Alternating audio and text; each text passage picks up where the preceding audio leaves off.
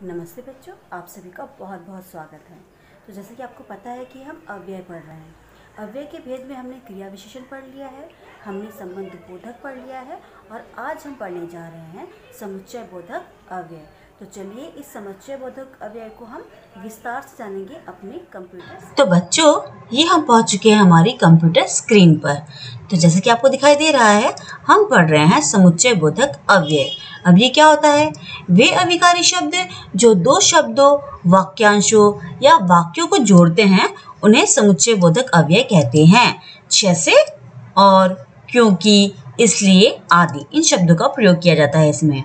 अब जैसे कि हमने देखा यहाँ पे उदाहरण में सीता और गीता गा रही हैं। तो यहाँ पर जैसे कि आपने यहाँ पे ऊपर देखा कि वे अविकारी शब्द जो दो शब्दों और वाक्यांशों को जोड़ते हैं, है ना। तो यहाँ पर इस वाक्य में क्या हुआ है? सीता और गीता गा रही हैं। तो सीता और गीता इन दोनों को हमने कौन सा शब्द के द्वारा जोड़ा है? और के द्वारा जोड़ा है। तो वाक्य तो जो और शब्द है, ये क्या हो गया बच्चों? ये हो गया समुच्चय बोधक अव्यय। तो हमारा वाक्य क्या हो गया? सीता और गीता गा रही हैं। इसी तरह से नंबर दूसरा हम देखेंगे, मैं नहीं आऊंगा क्योंकि मुझे पढ़ना है। यहाँ पर दो अलग अलग वाक्य हैं, मैं नहीं आऊंगा, मुझे पढ़ना है, ये दो अलग वाक्य है। तो हमने क्योंकि समुच्चय लगा करके यहाँ पर इन दोनों वाक्यों को जोड़ दिया है। मैं नहीं आऊंगा क्योंकि मुझे पढ़ना है। इसी तरह से तेज बारिश आई इसीलिए इमारत गिर गई। यहाँ पर भी दो अलग अलग वाक्य है, तेज बारिश आई, इमारत गिर गई। तो हमने यहाँ पर कौन से शब्द का प्रयोग किया?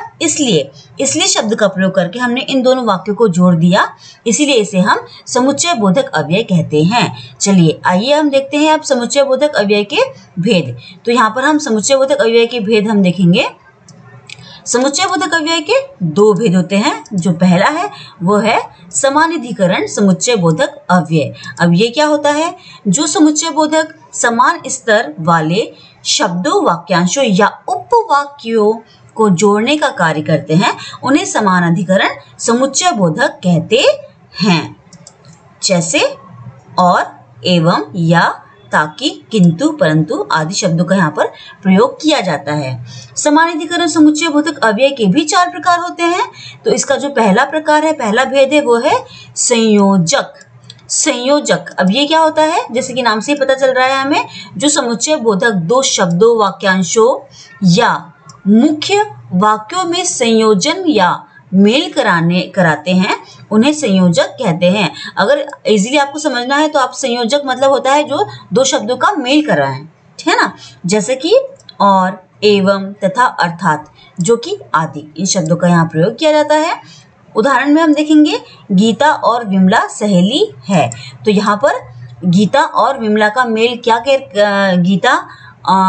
गीता और विमला का मेल कैसे कराया है? और शब्द का प्रयोग करके। तो और क्या हो गया? यहाँ पर संयोजक हो गया। इसी तरह से सेब तथा केला फल है ना। तो यहाँ पर भी तथा क्या हो जाएगा? संयोजक हो जाएगा। चलिए देखते हैं दूसरा भेद कौन सा है। दूसरा है विकल्प। अब ये विकल्प क्या होता है?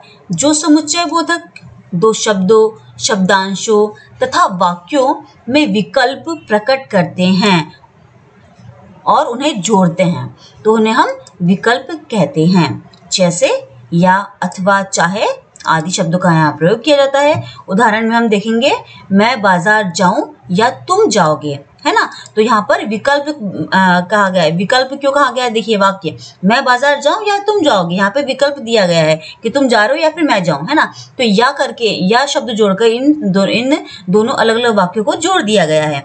इसी तरह से तीसरे अथवा चौथे प्रश्न में से एक हल करो। यहाँ पर भी सेम वही किया गया है, अथवा लगाकर दो वाक्यों को जोड़ दिया गया है। नंबर 3 हम देखते हैं क्या है। नंबर 3 है हमारा विरोधक।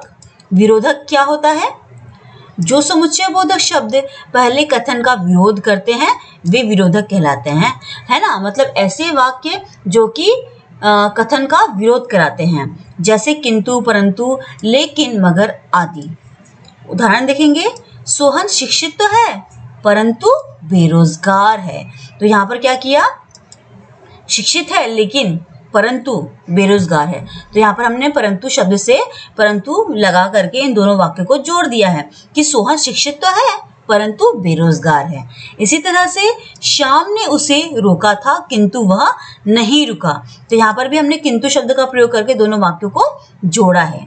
नंबर 4 देखेंगे हम, तो नंबर चौथा हमारा क्या है, परिणामक। ये क्या होता है, जो समुच्चय बोधक शब्द पूर्व कथन के परिणाम का विरोध करा है ना। परिणाम का विरोध कराने वाले शब्द कौन कौन से हैं, इसलिए, अतएव, अन्यथा, नहीं तो आदि शब्दों का यहाँ पर प्रयोग किया गया है। उदाहरण देखेंगे, गाड़ी छूट गई इसीलिए मैं आगरा न जा सका।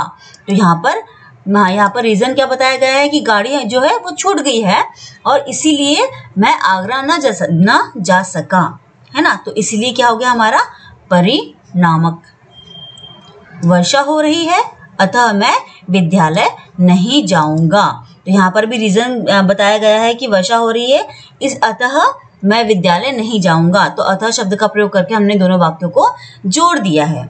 अब यहाँ पर हम देखेंगे, हमने पहला तो भेद देख लिया है, दूसरा है हमारा व्यधिकरण समुच्चय बोधक अव्यय। अभी व्यधिकरण समुच्चय बोधक अव्यय, जो समुच्चय बोधक शब्द एक प्रधान उपवाक्य में एक या एक से अधिक आश्रित उपवाक्यों को जोड़ते हों, उन्हें व्यधिकरण समुच्चय बोधक अव्यय कहते हैं। जैसे, यदि वर्षा होती तो फसल अच्छी होती। तो यहाँ पर तो शब्द का प्रयोग करके इन दोनों वाक्यों को जोड़ दिया गया है। इसके भी कुछ प्रकार हैं, जो कि पहला है कारण बोधक।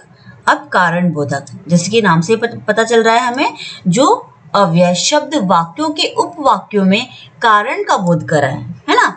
जहां पर कारण का बोध कराते हैं उन्हें हम कारण बोधक कहते हैं। जैसे कि क्योंकि, इसलिए, चूंकि आदि शब्दों का यहाँ पर प्रयोग किया गया है। उदाहरण के लिए, वह स्कूल नहीं आ सकी क्योंकि उसकी बहन की शादी थी, है ना। अब यहाँ पर कारण क्या बताया गया है कि क्योंकि उसकी बहन की शादी थी, तो क्योंकि क्या हो गया, या तो क्योंकि शब्द लगाकर हमने दोनों वाक्यों को क्या किया, जोड़ दिया है। इसी तरह से, वह बहुत मेहनती है इसीलिए मुझे पसंद है। तो यहाँ पर भी वाक्य कैसा है कि वह बहुत मेहनती है ना। यहाँ पर भी कारण बताया गया है, इसीलिए मुझे पसंद है। तो इसीलिए शब्द का प्रयोग करके हमने इन दोनों वाक्यों को जोड़ दिया है। नंबर दूसरा है स्वरूप बोधक। स्वरूप बोधक किसे कहते हैं, जो अव्यय शब्दों के बाद आने वाले वाक्य या कथन पहले वाक्य या कथन का स्पष्टीकरण करते हैं, उन्हें स्वरूप बोधक अव्यय कहते हैं। जैसे अथोत, यानी, मानो आदि। वाक्य है, आज 15 अगस्त अर्थात स्वतंत्रता दिवस है। नंबर 2, उसने इतनी सुंदर तस्वीर बनाई मानो अभी बोल पड़ेगी। तो यहाँ पर मानो शब्द का प्रयोग करके हमने वाक्य बनाया। चलिए आगे देखते हैं। नंबर 3, संकेत बोधक। नंबर 3 क्या है, संकेत बोधक। शर्त या संकेत प्रकट करने वाले अव्यय संकेत बोधक कहलाते हैं। जैसे यदि, तो, तथापि आदि। इसका उदाहरण हम देखेंगे, जिंदगी में सफल होना है तो मेहनत करो, है ना। अगर हमें सफलता चाहिए तो उसके लिए हमें क्या करना होगा, मेहनत करनी होगी। तो हमने तो शब्द का प्रयोग करके दोनों वाक्यों को जोड़ दिया है। और अब हम देखते हैं लास्ट वाला क्या है, उद्देश्य बोधक। उद्देश्य बोधक क्या होता है, जिन अव्यय शब्दों से कार्य करने के उद्देश्य का बोध हो उन्हें उद्देश्य बोधक कहते हैं। जैसे ताकि, जिससे, कि आदि शब्दों का प्रयोग किया जाता है। उदाहरण में हम देखेंगे, बूढ़ा लाठी लेकर चल रहा था ताकि गिर ना पड़े, है ना। तो यहाँ पर क्या उद्देश्य है, लाठी क्यों ली, ताकि वो गिर ना पड़े, है ना। तो ताकि शब्द का प्रयोग करके हमने दोनों वाक्यों को जोड़ दिया है। उसने डॉक्टर से दवा ली जिससे कि वह जल्दी ठीक हो जाए। जिससे, तो यहाँ पर जिससे शब्द के द्वारा हमने दोनों वाक्यों को जोड़ दिया है। तो बच्चों, आशा करती हूँ आप सभी को समुच्चय बोधक अव्यय समझ में आया होगा। और अब हम मिलेंगे किसी नए वीडियो में किसी नए टॉपिक के साथ। धन्यवाद।